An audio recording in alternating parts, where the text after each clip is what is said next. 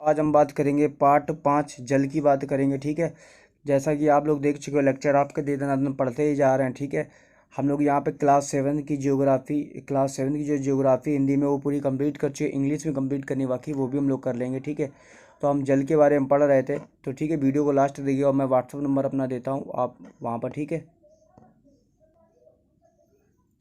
देखिए कह रहा है कि हमारा जो जल है, ठीक है, अगर हम जल की बात करते हैं तो यहाँ पर जल की बात कर रहा है, ध्यान से देखिए समझिएगा। ठीक है, देखो हम यहाँ पर जल की बात कर रहे हैं, जल लेशन हमारा जो दिया गया, कह रहा है कि जल के बारे में सोचने पर आपको मस्तिष्क में क्या चित्र बनते हैं।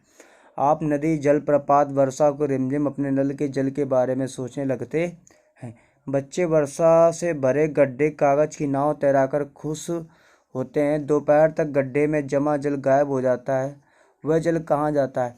तो देखो जल जो है तो वो जल हर जगह होता है, नदी हो गया, चाहे जलप्रपात ले लो, चाहे वर्षा का पानी ले लो, मतलब जल तो मालूम मौजूद है। लेकिन जब पानी बरसता है तो गड्ढे गड्ढे में भर जाता है, तो बच्चे क्या करते हैं, नाव उस पर चलाते हैं। लेकिन कुछ समय बाद ही या कुछ ही दिनों बाद वहाँ पर पानी सूख जाता है, वो जल कहाँ जाता है। तो उसी के बारे में हम लोग को सीखना है। कह रहा है कि सूर्य के ताप के कारण जल वाष्पित हो जाता है। किसके कारण जल वाष्पित हो जाता है? सूर्य के ताप के कारण जल वाष्पित हो जाता है। ठीक है, ठंडा होने पर जलवाष्प संघनित होकर बादलों के रूप ले लेता है। बोला यहाँ से वर्षा हिम अथवा हितवा व सहिम वृष्टि के रूप में धरती व समुद्र के नीचे गिरता है। बोला जिस प्रक्रम में जल लगातार अपने स्वरूप को बदलता रहता है और महासागरों, वायुमंडल, धरती के बीच चक्कर लगाता रहता है। अब देखो इसको हम जूम करके थोड़ा पढ़ते, ज़्यादा मजा आएगी, है ना। चक्कर लगाता रहता उसे जल चक्र कहते हैं। बोला जिस प्रक्रम में जल लगातार अपने स्वरूप को क्या करता है, बदलता रहता और महासागरों और वायुमंडल व धरती में बीच चक्कर लगाता रहता है, उसे जल चक्र कहते हैं। क्या कहते हैं? उसे जल चक्र कहते हैं। ठीक है, आगे दिया गया है, हमारी पृथ्वी दिया गया है थलशाला के समान है, जो थल शताब्दियों में पूर्व उप शताब्दियों वहाँ आज भी मौजूद है, जिस पर जल का प्रयोग आज हम हरियाणा के खेत सिंचाई के लिए कर रहे हैं। हो सकता है कि वह सैकड़ों वर्ष पहले अमेजन नदी में बहता हो। ठीक, अब उसी का ही हम प्रयोग कर रहे हैं। आगे दिया गया है, कह रहा है कि अलवड़ जल के मुख्य स्रोत नदी, ताल, सोते एवं हिमनद हैं।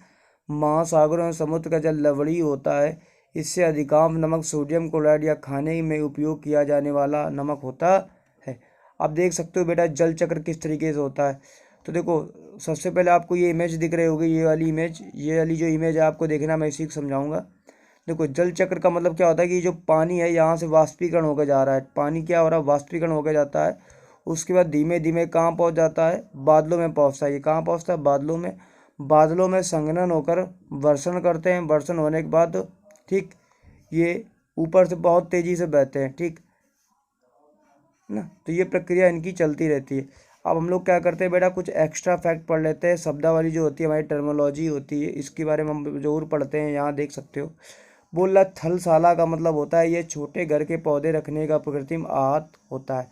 थलशाला का मतलब होता है छोटे पौधे के रखने के लिए कृत्रिम आहत होता है। ठीक बच्चा,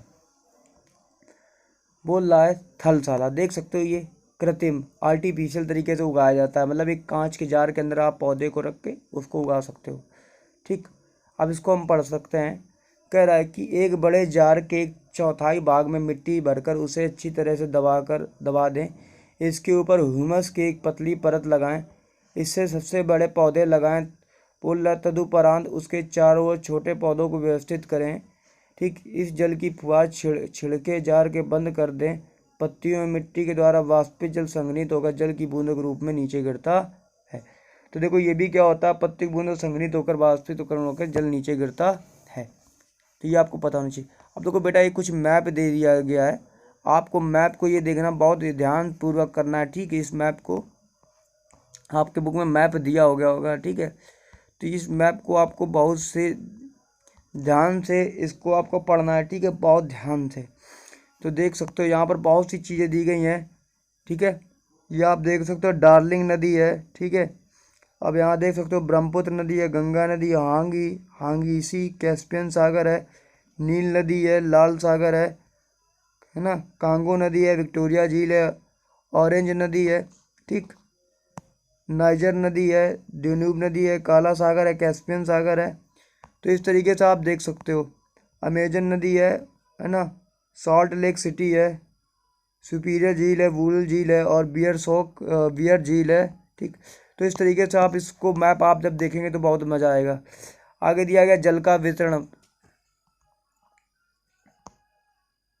ठीक, जल के वितरण के बारे में हम लोग पढ़ेंगे। बोला हम सभी जानते हैं कि पृथ्वी की सतह के 3/4 भाग जल से ढका हुआ है, क्योंकि हमको तो पता है 3/4 भाग किससे ढका हुआ है, जल से ढका हुआ है।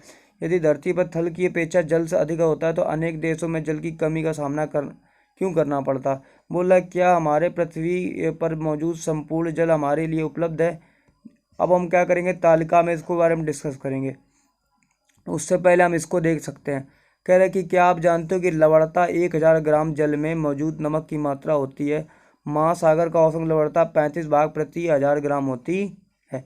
ये आपको बहुत ही इंपॉर्टेंट पेपर है, जो KVS विद्यालय जो है ना, TGT और CTET वगैरह में ये बहुत पूछा जाता है आपसे। ठीक है, ये आपको ध्यान रखना होगा। ठीक है, अब महासागर की बात करते हैं, कितना क्या परसेंट है। देखो, महासागर में 97.3% देखो जल भरा है। बर्फ क्षत्रक है 0.2% है। भूमिगत जल है 0.68% है ना। झीलों का अलवल जल है 0.009 है। अब देखो, स्थलीय समुद्र और नमकीन झीलें कैसी हैं, 0.009 है। वायुमंडल में 0.0019 है। नदियाँ 0.001। टोटल 100%। सबसे ज़्यादा महासागर में जल भरा, बाह्य अथाह परिश्रम जल भरा बहुत ज़्यादा है। ठीक है,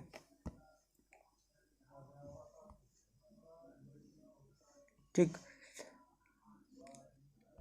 बोल रहा है कि क्या आप जानते हो इजराइल के अमृत सागर में 340 ग्राम प्रति लीटर लवणता होती है। तैराक इसमें प्लव कर सकते हैं क्योंकि नमक की अधिकता इससे सघन बनी होती है। इजराइल का जो आप देख सकते हैं, इजराइल में जो मृत सागर है, मृत सागर में मनुष्य वहाँ पर ऐसे लेटे रहे हैं तो तब भी नहीं डूबे, क्योंकि उसमें लवणता बहुत ज़्यादा है। ठीक है, आप उसमें नहीं डूब सकते हो। ठीक है, अब देखो क्रियाकलाप करना है, देखो एक्टिविटी करना है, हमें क्या करना है, यहाँ पर एक्टिविटी के बारे में सीखना है। कह रहा है कि 2 लीटर जल लें। मान लें हमारे पृथ्वी की सतह पर जल की संपूर्ण मात्रा है। बर्तन में 12 चम्मच नमक, ठीक, 12 चम्मच जल माप कर दूसरे कटोरे में रखें। बर्तन में जल निकालने के बाद शेष जल लवणी जल को दर्शाता है, जो महासागर और समुद्र में पाया जाता है। यह जल उपभोग के लिए उपयुक्त नहीं है, यह लवणी जल नमक युक्त होता है। कटोरे में निकाल कर रखा गया 12 चम्मच जल पृथ्वी पर मौजूद संपूर्ण अलवल जल की मात्रा को दर्शाता है। ठीक, चित्र में वितरण को दर्शाया गया, आप देख सकते हैं। अब देखो, हमें चित्र में देखना है किस तरीके से दिखाया गया है। तो देखो, बात सुनो, हमें क्या करना है, 9 चम्मच बर्फ छत्रक डालनी है। ठीक है, 9 चम्मच है। 2 चम्मच भौम जल डालना है। ठीक, और आधा चम्मच अलवल जल की झीलें डालनी है और 1 बूंद नदियाँ हैं। ये अलवल जल का वितरण को दर्शाता है बच्चा। ठीक है, बोल रहा है कि देखो, कह रहा है कि जीवन के लिए, अगर हम बात करें, जीवन के लिए अत्यधिक आवश्यक है। प्यासे होने पर केवल जल ही हमारी प्यास बुझा सकता है। ऐसे में आपके क्या ऐसा नहीं लगता है कि लापरवाही से जल का उपयोग करने पर हमें बहुमूल्य संसाधन को बरामद करते हैं। आगे दिया गया है कुछ ही, देखो ये कुछ दिया गया है यहाँ पर, पेपर की कटिंग वगैरह है कि क्वेश्चन आपको दिया गया, हमारे लिए जल क्यों महत्वपूर्ण है। जल संरक्षण की कुछ विधियाँ समझाई अपने घर और स्कूल के लिए, किस प्रकार आप संचित कर सकते हैं। अब देखो, महासागरीय पर दिया गया है, परिसंचरण के बारे में सीखते हैं। तो देखो, दिया गया समुद्र तट पर नंगे पैर चलने से कुछ जादुई सी अनुभूति होती है। दिया गया पुलिन पर नम बालू, ठंडी पवनें, समुद्री पक्षी, वायु में लवड़ी गंध एवं लहरों का संगीत सब कुछ सम्मोहित करने वाला प्रतीत होता है। ताल एवं झील के शांत जल के विपरीत महासागरीय जल हमेशा गतिमान रहता है, यह कभी भी शांत नहीं रहता। महासागरों की गतिविधियों को इस प्रकार वर्गीकृत कर सकते हैं कि जैसे तरंगे, ज्वार भाटा एवं धाराएं इस प्रकार आती हैं। अब आगे दिया गया है 22 मार्च। 22 मार्च को हम क्या करते हैं, 22 मार्च को विश्व जल दिवस के रूप में हम मनाया जाता है। तब जल संरक्षण की विभिन्न विधियों को प्रचलित किया जाता है। ठीक, अब देख सकते हो ये हमारा प्रशांत महासागर है, कितना ही सारी रेगिस्तान है, रेत है, तो ये इसके बारे आप देख सकते हो। अब आगे दिया गया तरंगे के बारे में पढ़ते हैं। ठीक, उससे पहले क्या आप जानते हो, जब समुद्री सतह पर पवनें बहती तब तरंगे उत्पन्न होती हैं। ठीक, जितनी ही तेज पवन बहती उतनी ही बढ़ जाती, तरंगे ही क्या करती, उतनी तेज ही बढ़ जाती हैं। तो हम तरंगों के बारे में बहुत अच्छे से पढ़ेंगे। कह रहा है कि समुद्र तट पर गेंद पर खेलते समय जब गेंद जल में गिर जाती है तो क्या होता है। यह दृश्य बहुत ही मनोरंजक होता है कि कैसे तरंगों के साथ गेंद तट पर वापस लौट आती है। जब महासागरीय सतह पर जल लगातार उड़ता है या गिरता रहता है तो इन्हें तरंगे कहते हैं। कुल मिला के महासागर में अगर आप मान लो जैसे महासागर इस तरीके का बह रहा है, अब जो तरंगे इस तरीके से वेव उठती हैं, बहुत तेज उठती हैं, जितनी तेज उठती हैं और जितनी देर नीचे गिरती हैं वही क्या कहलाती, तरंगे कहलाती हैं बेटा। ठीक है, आगे दिया गया है आपको, बोला तूफान में तेज वायु चलने पर विशाल तरंगे उत्पन्न होती हैं, इनके कारण अत्यधिक विनाश हो सकता है। बोला भूकंप हो गया, ज्वालामुखी हो गया, उद्गार हो गया, जल के नीचे भूस्खलन के कारण महासागरीय जल अत्यधिक विस्थापित होता है। इसके परिणाम स्वरूप 15 मीटर तक की ऊंचाई वाले विशाल ज्वारीय तरंगे उठ सकती हैं, जिसे सुनामी कहते हैं। अब तक के सबसे विशाल सुनामी 150 मीटर मापा गया था। ये तरंगे 700 किलोमीटर प्रति घंटे से अधिक गति से चलती हैं। 2004 के सुनामी से भारत के तटीय क्षेत्रों में अत्यधिक विनाश हुआ। सुनामी के बाद अंडमान और निकोबार द्वीप समूह में इंदिरा पॉइंट डूब गया था। क्या हो गया था, इंदिरा पॉइंट पूरा ही डूब गया था। अब बात कर लेते हैं सुनामी। सुनामी जापानी भाषा का एक शब्द होता है जिसका अर्थ होता है पोताश्रय तरंगे, क्योंकि सुनामी आने पर पोताश्रय नष्ट हो जाती है। तो भाई जो सीटेट की तैयारी कर रहे हो, ठीक है, टेट सीटेट वगैरह, तो आपको ये क्या करना है, आपको ये लेके चलना है कि सुनामी जो जापानी भाषा का एक शब्द होता है जिसका अर्थ होता है पोताश्रय तरंगे, क्योंकि सुनामी आने पर पोताश्रय तरंगे क्या हो जाती, नष्ट हो जाती है। तो आपको इस तरीके से लेके चलना है। अब दिया गया है, इसके बारे में हम पढ़ लेते हैं। देखो कह रहा है कि 26 दिसंबर, देखो ध्यान से पढ़ो, कह रहा है 26 दिसंबर 2004 को हिंद महासागर में सुनामी तरंगे अथवा पोताश्रय तरंगों के कारण अत्यधिक विनाश हुआ। ये तरंगे भूकंप के परिणाम थी जिससे अधिकांश सुमात्रा की पश्चिमी सीमा पर था। इस भूकंप की तीव्रता रिएक्टर पैमाने पर 9.0 मापी गई। तो देखो भूकंप की तीव्रता रिएक्टर पैमाने से मापी जाती है। जो भारतीय प्लेट बर्मा प्लेट के नीचे धंस गई थी और समुद्र तल की अकस्मात गति उत्पन्न हो गई थी। इस कारण यह भूकंप आया कि महासागरीय तल में लगभग 10 से 20 मीटर तक विस्थापित हो गया और नीचे की दिशा में झुक गया। बोला इस विस्थापन के कारण निर्मित अंतराल को भरने के लिए विशाल मात्रा में महासागरीय जल उसी ओर बहने लगा। इसके बाद दक्षिणी और दक्षिणी पूर्वी एशिया के समुद्री तटें से जल हटने लगा। भारतीय प्लेट के बर्मा की प्लेट के नीचे चले जाने पर जल वापस समुद्र तट और लौट आया और सुनामी लगभग 800 किलोमीटर पर घंटे की गति से आया, जिसकी तुलना व्यावसायिक वायुयान की गति से की जा सकती है। इसके परिणामस्वरूप हिंद महासागर से कुछ द्वीप पूर्णतः डूब गए और भारतीय सीमा के ध्रुव व दक्षिणी बिंदु व इंदिरा पॉइंट, जब अंडमान द्वीप समूह की बात कर रहे हैं, द्वीप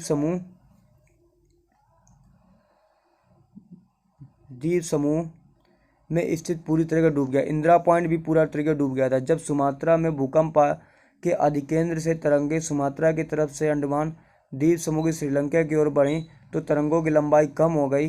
ठीक, जल की गहराई भी कम होने के साथ साथ गति भी 700 से 900 किलोमीटर पर घंटे की और 700 किलोमीटर की घंटे की कम हो गई और समुद्री तल में सुनामी तरंगे 3 किलोमीटर की तक की गहराई तक गईं, जिनके फलस्वरूप 10,000 से अधिक लोगों की मृत्यु हो गई थी और 1 लाख से अधिक घर प्रभावित हुए। भारत में आंध्र प्रदेश के तटीय प्रदेश में, तमिलनाडु, केरल व पांडुचेरी व अंडमान निकोबार द्वीप समूह में सर्वाधिक प्रभावित हुए। तो यहाँ के जो शहर जो है ना, अंडमान निकोबार और पुदुचेरी निकोबार, ये सबसे ज़्यादा, तमिलनाडु, केरल, ये तटीय प्रदेश थे ना। तटीय प्रदेश कौन कौन से, तमिलनाडु, केरल, पांडुचेरी, अंडमान निकोबार, ये सबसे अधिक बेटा सबसे ज़्यादा अधिक प्रभावित हुए। तो आपसे क्वेश्चन पूछा जा सकता है तटीय प्रदेश कौन से होंगे, तो तमिलनाडु, केरल, पुदुचेरी, अंडमान निकोबार, ठीक, द्वीप समूह, ये सबसे अधिक तटीय प्रदेश प्रभावित हुए। बोल रहा है यद्यपि पहले से भूकंप का अनुमान लगाना संभव नहीं है, फिर भी बड़ी बड़ी सुनामी के संकेत 3 घंटे पहले मिल सकते हैं। प्रशांत सागर में प्राथमिक चेतावनी ऐसे प्रणाली क्रियाकलाप होते हैं जिसके कारण हिंद महासागर में कुछ सुविधाएं नहीं हैं। प्रशांत महासागर की तुलना में हिंद महासागर में सुनामी कभी कभी आती है क्योंकि यहाँ भूकंपी क्रिया बहुत ही क्या होती है, कम होती है। अब आप देख सकते हो तमिलनाडु के तट पर सुनामी द्वारा विनाश किया गया। देखो किस तरीके से तमिलनाडु में इस तरीके के विकास पूरा इसने डुबा दिया था, पूरा विनाश किया था। दिसंबर 2004 में जिस सुनामी ने दक्षिण एवं दक्षिण पूर्वी एशिया में तटों की तबाही मचाई, वह पिछले कई सौ वर्षों में सर्वाधिक विनाशकारी सुनामी थी। हिंद महासागर में निरीक्षण आरंभिक चेतावनी की प्रणालियों एवं हिंद महासागर तटीय निवासियों में जागरूकता की कमी के कारण जीवन की संपत्ति की अत्यधिक क्षति हुई। सुनामी आने का प्रथम संकेत यह होता है कि तटीय क्षेत्र से जल की तेजी से कमी आती है और फिर विनाशकारी तरंगें उठने लगती हैं। जब तक ऐसा हुआ कि तो लोग ऊंचे स्थानों पर न जाकर उसे अचंभों से देखने के लिए तट पर एकत्र होने लगे। इसके फलस्वरूप जब सुनामी का विशाल तरंगे आई तो बड़ी बड़ी संख्या में उत्सुक बड़े बड़े दर्शकों के क्या हो गए, मृत हो गए। इसीलिए कह रहा है कि इन्वायरमेंट से पंगा नहीं लेना चाहिए, पर्यावरण से। जब भी सुनामी आना है तो कम से कम 10 किलोमीटर दूर से देखो, दूरबीन लगा के, कैमरे को जूम करके, ठीक है बेटा। अब देखो बात करते हैं ज्वार भाटा क्या होता है बेटा। देखो ज्वार भाटा क्या होता है कि दिन में 2 बार नियम से महासागरीय जल का उठना ही गिरना ज्वार भाटा कहलाता है। बोल रहा है दिन में 2 बार नियम से महासागरीय जल का उठना और गिरना ही ज्वार भाटा कहलाता है। जब सर्वाधिक ऊंचाई तक उठकर जल तट के बड़े हिस्सों को डुबो देता है तब उसे ज्वार कहते हैं। जब अपने ही निम्नतम स्तर तक आ जाता है तो तट से पीछे चला जाए, जिसे भाटा कहते हैं।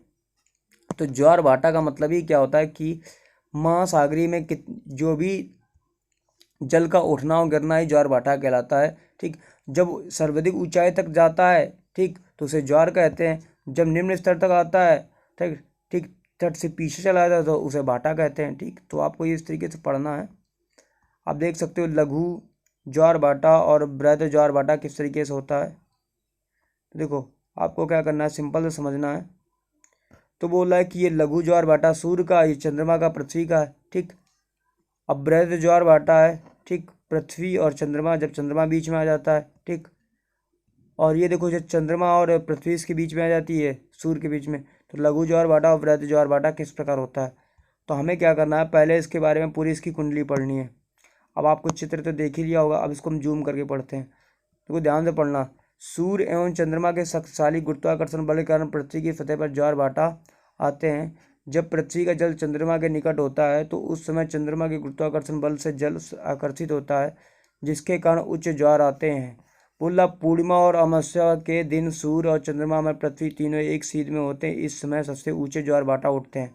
पूछा जाएगा सबसे ज़्यादा कब कब ज्वार भाटा उठते हैं, तो आपको पता पूर्णिमा और अमावस्या के दिन, ठीक ठीक, क्योंकि चंद्रमा और पृथ्वी तीनों एक सीध में हो जाते हैं। इस समय सबसे ऊंचे ज्वार भाटा उठते हैं। इस ज्वार भाटा को बृहद ज्वार भाटा कहते हैं। लेकिन जब चांद अपने प्रथम व अंतिम चतुर्थांश में होता है तो चांद एवं सूर्य में गुरुत्वाकर्षण विपरीत दिशाओं में महासागरीय जल पर पड़ता है, ठीक, जिसे हम लोग क्या कहते हैं, पड़ता है, ठीक। फिर बोल रहा है पड़ता है, परिणाम स्वरूप निम्न ज्वार भाटा आता है। ऐसे ज्वार को लघु ज्वार भाटा ही कहते हैं। बोला उच्च ज्वार भाटा नौ संचालन में सहायक होता है। ये जल स्तर की तट की ऊंचाई तक पहुंचाते हैं। जहाज को बंदरगाह तक पहुंचाने में ये सहायक होते हैं। उच्च ज्वार मछली पकड़ने में भी मदद करते हैं। उच्च ज्वार के दौरान अनेक मछलियां तट के निकट आ जाती हैं। तो भाई ये मछुआरों के लिए बहुत फायदा होता है, ठीक। आगे दिया गया है, कह रहा है कि इसके फलस्वरूप मछुआरों बिना कठिनाई के मछलियां पकड़ पाते हैं। कुछ स्थानों में ज्वार भाटों से होने वाले जल के उतार चढ़ाव का उपयोग विद्युत उत्पादन करने के लिए भी किया जाता है। ये भी बहुत फायदा है भाई। अब आगे दिया गया है क्रियाकलाप, एक्टिविटी देख लेते हैं। कह रहा है कि एक बाल्टी को नल के पानी से 3/4 भरें और बाल्टी के एक निमज्जन छड़ डालकर पानी को गर्म करें। दूसरी ओर फ्रिज से निकली बर्फ डालें। एक बूंद लाल स्याही डालकर संवहन की प्रक्रिया द्वारा धारा के मार्ग को निरीक्षण कीजिए। अब धारा के मार्ग को निरीक्षण करना है। अब उससे पहले हम देख लेते हैं महासागरीय धाराएं क्या क्या होती हैं बच्चे, ठीक है। तो महासागरीय धाराएं क्या होती हैं, इनके बारे में बात करेंगे। कह रहा है कि महासागरीय जो धाराएं होती हैं वो निश्चित दिशा में महासागरीय सतह से नियमित रूप से बहने वाली जल धाराएं होती हैं। महासागरीय धाराएं गर्म एवं ठंडी हो सकती हैं। सामान्यतः गर्म महासागरीय धाराएं भूमध्य रेखा के निकट उत्पन्न होती हैं एवं ध्रुवों की ओर प्रवाहित होती हैं। बोला ठंडी धाराएं ध्रुवों और उच्च अक्षांशों में उष्णकटिबंधीय निम्न अक्षांशों की ओर प्रवाहित होती हैं। बोल रहा है कि लेब्राडोर महासागरीय धाराएं शीत जल धाराएं होती हैं, जबकि गल्फ स्ट्रीम गर्म धाराएं होती हैं। लेब्राडोर बेटा ठंडी धाराएं होती हैं और बोला गल्फ स्ट्रीम हमेशा गर्म गा से गर्म जल धाराएं होती है। महासागरीय धाराएं किसी क्षेत्र के तापमान को प्रभावित करती हैं, ठीक है। गर्म धाराओं से स्थलीय सतह का तापमान गर्म हो जाता है। जिस स्थान पर गर्म एवं शीत जलधाराएं मिलती हैं वह स्थान विश्व भर में सर्वाधिक मत्स्य क्षेत्र में माना जाता है। जापान के आसपास एवं उत्तर अमेरिका के पूर्वी तट कुछ उदाहरण है। तो जापान और उत्तर अमेरिका में ऐसे क्लाइमेट पाए जाते हैं। ठीक बच्चे, ठीक। अब देख सकते हो बेटा किस तरीके से ये आपको दिया गया है। अगर आप महासागरीय धाराओं के बारे में बात करते हो तो यहाँ पर आप पढ़ सकते हो। मैं आपको दिखा सकता हूँ पूरा जूम करके। अब तो जूम इससे ज़्यादा तो नहीं होगा। तो देख सकते हो यहाँ पर कि लेब्राडोर धारा दिया गया, अटलांटिक अफवाह दिया गया, गल्फ स्ट्रीम दिया गया है, कैनिजॉर धारा दिया गया। आपको क्या करना है, वीडियो की थोड़ी क्वालिटी बढ़ा लेनी है। ठीक है। अलास्का धारा दिया गया, उत्तरी प्रशांत दिया गया, उत्तरी विस्वती धारा दी गया। ठीक है। उत्तरी विस्वती धारा दिया गया, विस्वती धारा। ठीक। पश्चिमी वायु धारा। ठीक। ब्रेजिलिया धारा दिया गया, वेनेजुला धारा दिया गया है। ठीक। तो ऐसे बहुत सारी यहाँ पर धाराएं दी गई। आप इसको क्या कर सकते हो, जूम करके पढ़ सकते हो। बोल रहा है कि जहाँ गर्म एवं ठंडी जलधाराएं मिलती वहाँ कुहरे व मौसम बनता है। कोई पूछ दे, ठीक, कि जहाँ गर्म एवं ठंडी जलधाराएं मिलती वहाँ कुहरे वाला मौसम बनता है। इसके फलस्वरूप नौ संचालन में बाधा उत्पन्न होती है। अब आगे दिया गया है, क्वेश्चन आंसर दिए गए हैं। वर्षण क्या होता है, जल चक्र क्या होता है, लहरों की ऊंचाई प्रभावित करने वाले कारक का नाम लिखिए, महासागरीय जल की गति को प्रभावित करने वाले कारक लिखिए, ज्वार भाटा क्या है, महासागरीय धाराएं क्या हैं, समुद्री जल नमकीन क्यों होता है, जल की गुणवत्ता का ह्रास हो रहा है। ठीक।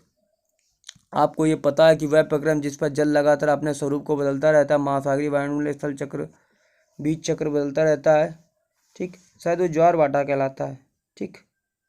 नहीं, जल चक्र होता है। ठीक है। बोला समानता गर्म महासागरीय धाराएं उत्पन्न होती हैं, ध्रुवों के बोंद, ये आपको भी पढ़ लिया है। दिन में 2 बार या 3 नियम महासागरीय ज्वार भाटा होता है। ठीक है, तो हम लोगों ने पढ़ा था। अब आपको ये सही जोड़े मिलाने। ठीक है।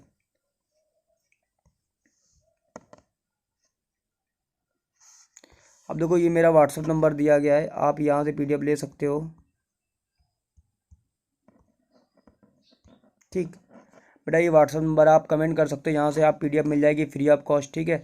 कोई इसका चार्ज नहीं आपसे लिया जाएगा। ठीक है। फ्री ऑफ कॉस्ट मिल जाएगी आपको PDF यहाँ से। ठीक है।